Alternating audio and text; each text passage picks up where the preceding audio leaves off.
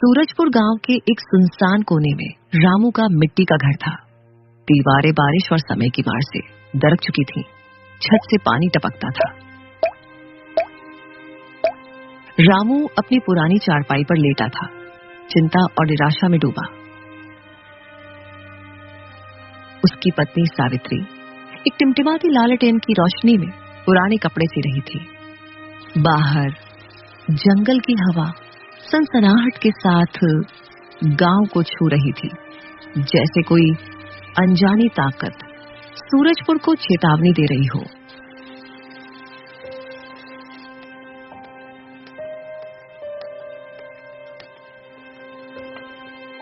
सावित्री, इस बार भी फसल सूख गई।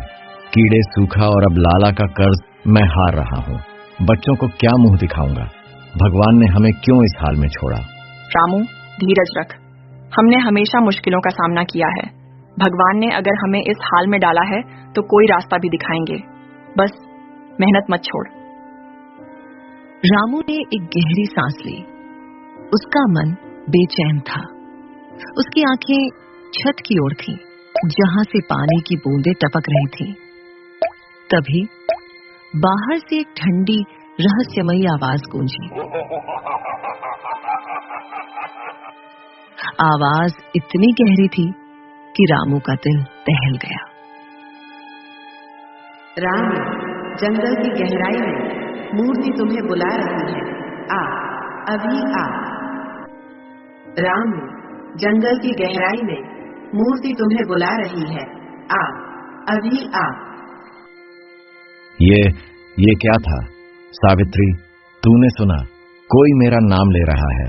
रात के इस पहर में कौन हो सकता है? रामू, ये कोई अच्छा संकेत नहीं। रात के इस वक्त जंगल में कौन बुलाएगा? भूत प्रेत का चक्कर तो नहीं? मत जा, मैं डर रही हूँ। रामू ने सावित्री की ओर देखा। उसकी आंखों में डर साफ दिख रहा था, लेकिन रामू का मन बेचैन था। गरीबी ने उसे इतना मजबूर कर दिया था कि वो किसी भी उम्मीद को आजमाने को तैयार था। उसने अपनी पुरानी लालटेन उठाई और धोती कस ली। सावित्री, अगर ये सचमुच कोई चमत्कार है तो शायद हमारी जिंदगी बदल जाए। मुझे जाना होगा। बच्चों के लिए, तुम्हारे लिए ये जोखिम लेना जरूरी है। रामू, सोच ले, जंगल रात में खतरनाक है। गांव वाले कहते हैं वहाँ रात को अजीब अजीब आवाजें आती हैं। अगर कुछ हो गया तो? मुझे कुछ नहीं होगा। अगर मैं नहीं गया तो हमारा भविष्य अंधेरे में डूब जाएगा। बस मेरे लिए दुआ कर। रामू ने लालटेन जलाई और जंगल की ओर चल पड़ा। सावित्री दरवाजे पर खड़ी रही, आंखों में आंसू और दिल में डर ली। बाहर जंगल का सन्नाटा जैसे रामू को निगलने को तैयार था। रामू का दिल जोर जोर से धड़क रहा था। जंगल का अंधेरा, वो रहस्यमयी आवाज और सूरजपुर के बारे में पुरानी कहानियां सब उसके दिमाग में घूम रहे थे। गांव वाले कहते थे कि जंगल में एक प्राचीन मंदिर है, जहां सैकड़ों साल पहले एक जादुई मूर्ति थी जो लालचियों को सजा देती थी। क्या रामू उसी मूर्ति की ओर जा रहा था या ये कोई भ्रम था? जंगल का सन्नाटा इसका जवाब नहीं दे रहा था।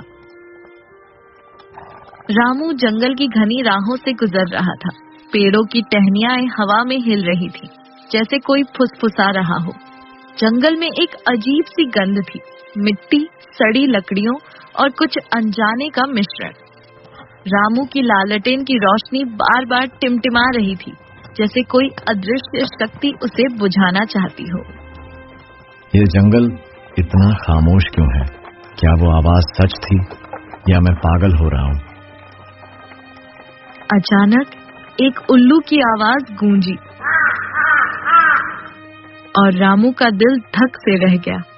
उसने देखा, दूर एक पेड़ पर दो चमकती आंखें उसे घूर रही थी। वो रुक गया, उसकी सांसें तेज थीं। कौन है वहाँ? दिखाई दो। कोई जवाब नहीं आया, सिर्फ हवा की सनसनाहट थी। रामू ने हिम्मत जुटाई और आगे बढ़ा। कुछ देर बाद वो एक टूटे फूटे मंदिर के सामने पहुंचा। मंदिर की दीवारें बेलों और जड़ों से ढकी थीं।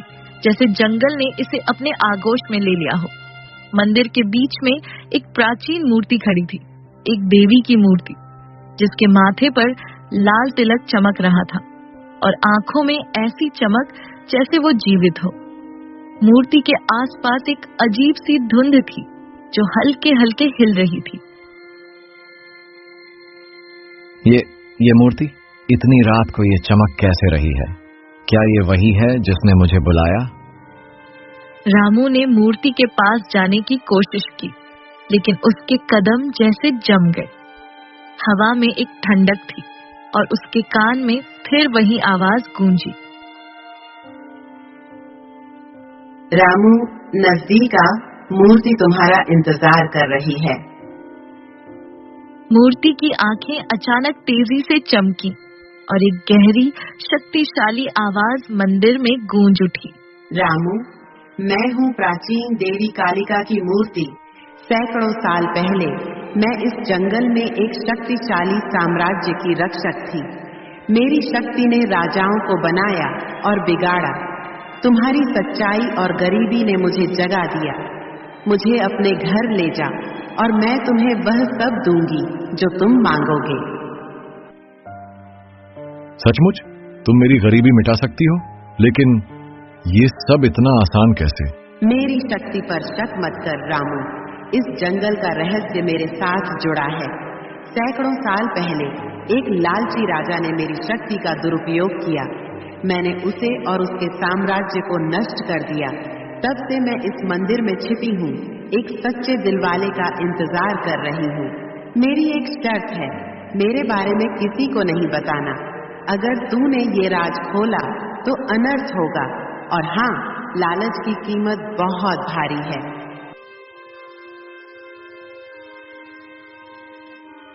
मुझे लालच नहीं चाहिए। मैं बस अपने परिवार के लिए 2 वक्त की रोटी चाहता हूँ। ठीक है, मैं तुम्हारी शर्त मानूंगा। रामू ने मूर्ति को सावधानी से उठाया। वो ठंडी थी, लेकिन उसमें एक अजीब सी गर्मी भी थी। जैसे ही उसने मूर्ति उठाई, जंगल में एक तेज हवा चली और पेड़ों की टहनियां जोर जोर से हिलने लगी। रामू का दिल दहल गया। ये क्या हो रहा है? क्या मैंने कोई गलती कर दी? जंगल में एक और आवाज गूंजी, जैसे कोई हंस रहा हो। रामू ने पीछे मुड़कर देखा, लेकिन वहां कोई नहीं था, सिर्फ अंधेरा और सन्नाटा। रामू मूर्ति को लेकर घर की ओर चल पड़ा। जंगल का रहस्य उसके साथ चल रहा था। सूरजपुर के लोग कहते थे कि इस जंगल में एक प्राचीन साम्राज्य था जो एक रात में गायब हो गया। कुछ कहते थे कि वो साम्राज्य मूर्ति की शक्ति की वजह से नष्ट हुआ। क्या रामू उसी शक्ति को अपने घर ले जा रहा था? जंगल का हर पेड़, हर पत्ता जैसे उसे चेतावनी दे रहा था। रामू ने मूर्ति को घर के एक अंधेरे कोने में छिपा दिया, पुराने कपड़े से ढककर। सावित्री ने उसे रात को लौटते देखा, लेकिन रामू ने कुछ नहीं बताया। उसकी आंखों में एक अजीब सी चमक थी जो सावित्री को बेचैन कर रही थी।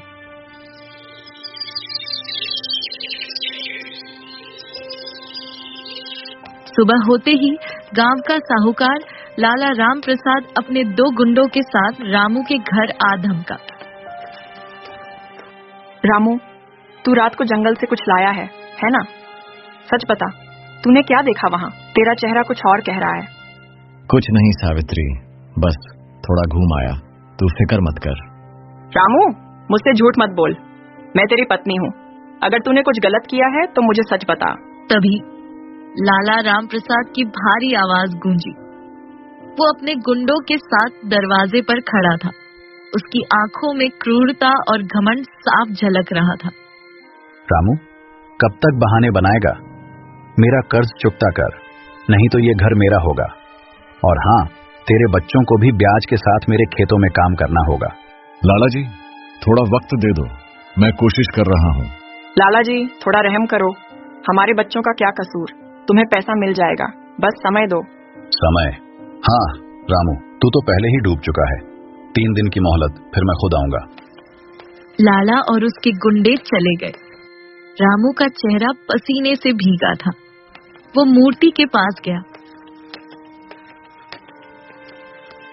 उसका दिल जोर जोर से धड़क रहा था। हे मूर्ति, अगर तुम में सचमुच जादू है तो मेरी मदद कर। मुझे लाला का कर्ज चुकाने के लिए पैसे चाहिए। मेरे बच्चों का भविष्य दांव पर है। मूर्ति की आंखें चमकी। एक ठंडी हवा कमरे में बही और रामू के सामने एक थैली प्रकट हुई जो सोने के सिक्कों से भरी थी। ये तो चमत्कार है सावित्री। देख, अब हमारी सारी तकलीफ खत्म हो जाएगी।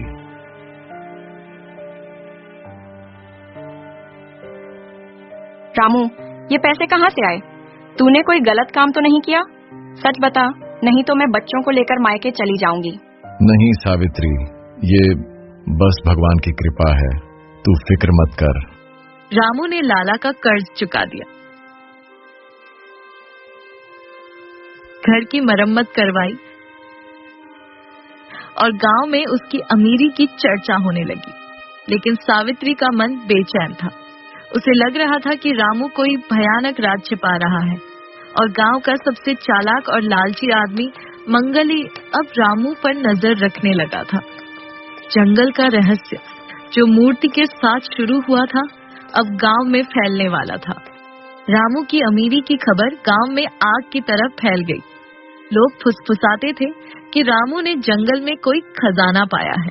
कुछ बुजुर्ग कहते थे कि जंगल का मंदिर एक श्रापित जगह है जहां एक लालची राजा की आत्मा आज भी भटकती है।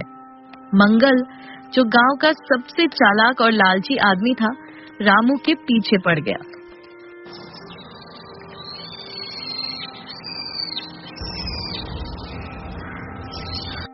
एक दिन मंगल ने रामू को बाजार में घेर लिया।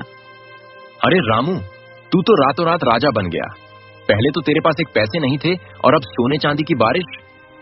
बता ना, ये खजाना कहाँ से पाया? जंगल में कोई जादू टोना तो नहीं? क्या बात कर रहा है मंगल? बस मेहनत का फल है। तू तो जानता है मैं मेहनती हूँ। मेहनत? वाह, मुझे बेवकूफ समझता है। मैं तेरा राज खोल कर रहूंगा रामू, देख लेना।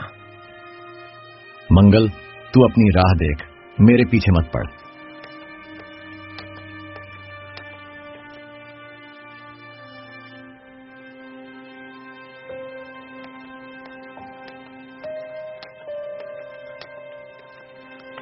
जंगल में मंगल ने मंदिर के खंडहर देखे। वहां की दीवारों पर प्राचीन लेख खुदे थे जो समय के साथ धुंधले हो गए थे। मंगल ने एक पुरानी किताब में पढ़ा था कि मंदिर में एक जादुई मूर्ति थी जो सच्चे दिल वालों को इनाम देती थी, लेकिन लालचियों को सजा। अगर रामू को खजाना मिल सकता है तो मुझे क्यों नहीं? मैं उस मूर्ति को ढूंढ निकालूंगा। मंगल ने मंदिर में घुसने की कोशिश की, लेकिन अचानक एक ठंडी हवा ने उसे घेर लिया। मंदिर के अंदर से एक हंसी गूंजी और दीवारों पर छायाएं नाचने लगी। मंगल, लालच तुझे ले डूबेगा, वापस जा। कौन है? दिखाई दे, मैं डरने वाला नहीं हूँ। लेकिन मंगल की हिम्मत जवाब दे गई। वो भागकर गांव लौट आया, लेकिन उसकी आंखों में लालच की आग जल रही थी। मंगल का लालच अब जंगल के रहस्य को उजागर करने वाला था। वो रामू के घर की ताक झांक करने लगा। सावित्री को भी गांव वालों की फुसफुसाहट सुनाई देने लगी और उसका शक गहराने लगा। क्या रामू का राज सुरक्षित रहेगा या जंगल का श्राप अब गांव में फैलेगा? एक रात जब चांद बादलों में छिपा था, मंगल चुपके से रामू के घर में घुस गया। उसने मूर्ति को उस अंधेरे कोने में देख लिया जहां रामू ने उसे छिपाया था। मूर्ति की आंखें हल्के हल्के चमक रही थी। मंगल की आंखें लालच से चमक उठी। तो ये है रामू का राज। ये मूर्ति, ये जरूर जादुई है। इसे चुराकर मैं भी राजा बन जाऊंगा। जैसे ही मंगल ने मूर्ति को छूने की कोशिश की, मूर्ति की आंखें लाल होकर चमकी और एक डरावनी हंसी पूरे घर में गूंज उठी। मंगल, तेरा लालच तुझे नष्ट कर देगा। ये मूर्ति सच्चे दिल वालों की है, तेरे जैसे लालची के लिए नहीं। दूर हट, वरना सजा भुगतेगा।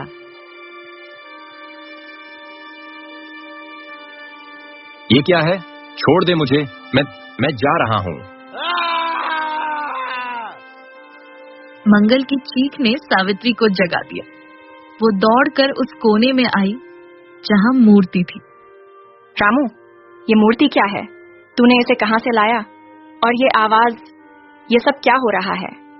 सावित्री, मैंने तुझसे कुछ नहीं छिपाया। बस ये मूर्ति, ये हमारी गरीबी मिटाने का रास्ता थी, लेकिन अब मुझे डर लग रहा है। रामू, मैंने कहा था ना, ये कोई श्राप है। इसे वापस ले जा जहाँ से लाया था। मंगल की जीभ ने गांव में आग लगा दी। अगली सुबह गांव में अफवाह फैल गई कि रामू के पास एक जादुई मूर्ति है जो सोने चांदी की बारिश करती है। लाला, राम प्रसाद और मंगल ने मिलकर एक खतरनाक योजना बनाई। जंगल का रहस्य अब गांव की गलियों में गूंज रहा था। गांव के पंचायत घर में लोग इकट्ठा हैं। लाला, राम प्रसाद और मंगल ने गांव वालों को भड़काया है। रामू और सावित्री भी वहां मौजूद है। माहौल तनावपूर्ण है। गांव वालों, रामू ने हम सबको धोखा दिया है। उसके पास एक जादुई मूर्ति है जो उसे अमीर बना रही है। वो इसे हमसे छिपा रहा है। ये गांव की संपत्ति है, उसे हमें दे देना चाहिए। हाँ, मैंने अपनी आंखों से देखा, वो मूर्ति जादुई है। रामू, अब छिपाने से क्या फायदा? सबको बता, नहीं तो हम तुमसे सच उगलवा लेंगे।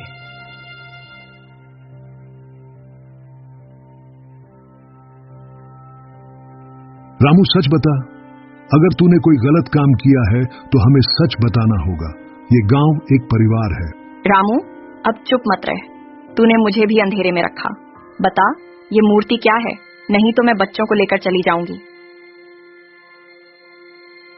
मैंने कोई गलती नहीं की। मैंने तो बस अपने परिवार को बचाना चाहा। हाँ, एक मूर्ति है, लेकिन वो जादुई है। उसने मेरी मदद की, लेकिन उसने मुझे चेतावनी दी थी कि इसका राज किसी को न बताऊं। गांव वाले हैरान हैं, कुछ डर रहे हैं, कुछ लालच में डूबे हैं। मंगल और लाला की आंखें चमक रही हैं। रामू का राज खुल चुका था। गांव वाले अब मूर्ति को देखने की मांग करने लगे। लाला और मंगल ने रामू को मंदिर ले जाने का फैसला किया, जहां मूर्ति को वापस रखा जाए। लेकिन जंगल का रहस्य इतनी आसानी से सामने नहीं आने वाला था। रामू, सावित्री, लाला, मंगल और कुछ गांव वाले मंदिर की ओर चल पड़े। जंगल का अंधेरा और सन्नाटा सबको डरा रहा था।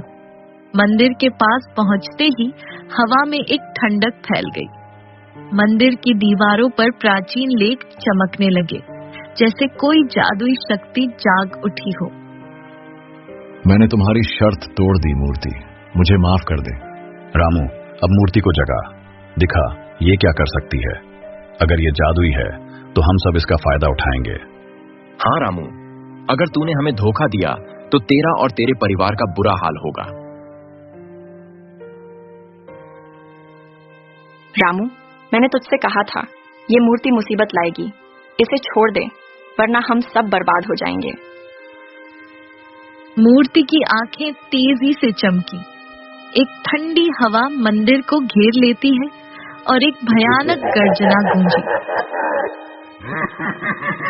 मंदिर की दीवारों पर छायाएं नाचने लगी, जैसे कोई प्राचीन आत्माएं जाग उठी हो। रामू, तुमने मेरी शर्त तोड़ी। मेरे बारे में दुनिया को पता चल गया। इस जंगल का रहस्य सैकड़ों साल पुराना है। मैंने एक लालची राजा को सजा दी थी और अब लालचियों की बारी है। मेरी शक्ति खत्म होगी, लेकिन लालच की सजा बाकी है। एक तेज रोशनी मंदिर को घेर लेती है।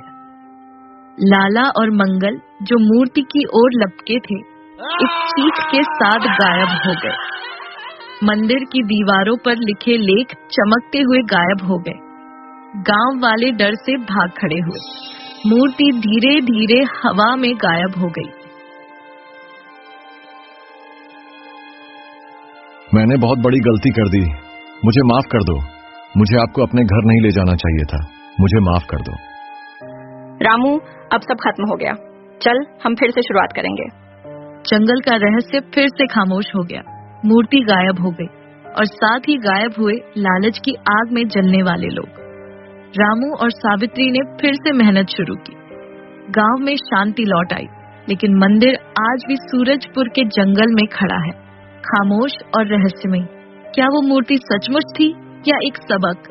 ये सवाल सूरजपुर के लोगों के दिलों में आज भी गूंजता है। रामू और सावित्री ने फिर से अपने खेतों में मेहनत शुरू की। गांव वालों ने भी इस घटना से सबक लिया। लालच की आग में जलने वालों का कोई अता पता नहीं चला। मंगल और लाला का नाम गांव की कहानियों में एक चेतावनी बन गया। जंगल का रहस्य जो मूर्ति के साथ